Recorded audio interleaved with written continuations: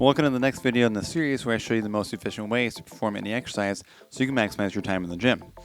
Cable Y raises are often slept on, and that's a shame because they're not only a great delt builder, but also blow up that mid-back, specifically that lower trap.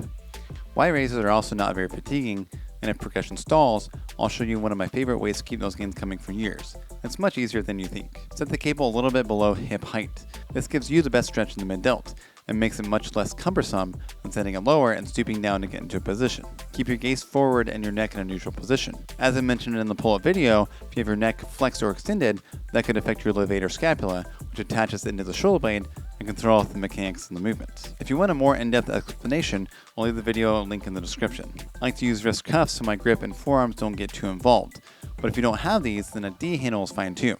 Just make sure to hold on tightly. If you have wrist cuffs, make a tight fist. This helps to keep tension throughout the entire arm when performing the exercise. Now, many people do this exercise with a handle by their side, and although this isn't bad, I feel like it could be better.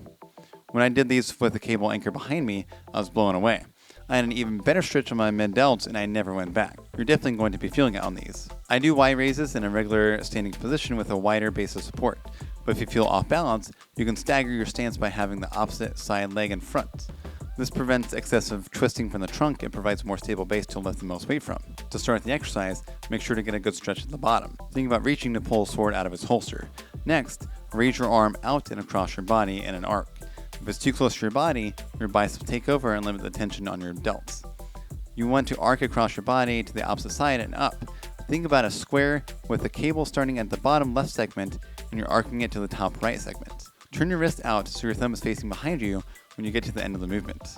Don't shrug at the top, but more so pull down and back so your lower trap is activating. You should feel it in the mid-back. If you shrug, your upper traps take over and you get less load on the delts. The only thing moving should be your arm and shoulder blade complex. No body English, no legs, nothing like that. You don't need that much weight either.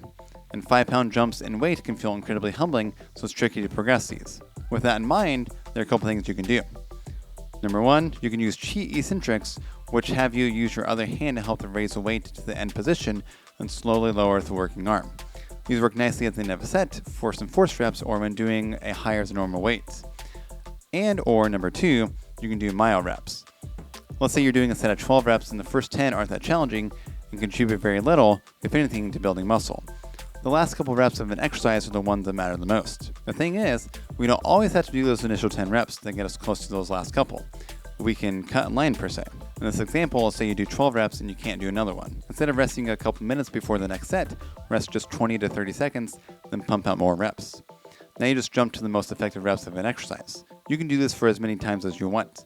I've even done it for 6 to 7 times total, as long as you're able to hit 4 to 5 reps with a given weight. If you can't, bump the weight down a stack before doing your next bout. This technique has worked wonders for my mid-delts, and it will for you too. If you're new to myo reps, I probably wouldn't do 6 to 7 bouts right away, as these can be pretty fatiguing. Maybe start off with 4 bouts total, and throw in another bout or 2 every couple weeks. I like to stay in the 10 to 20 rep range with these, as only your delts and lower traps are working here. These muscles are small and can't move a heavy load very well without other muscles kicking in or increasing the risk of injury.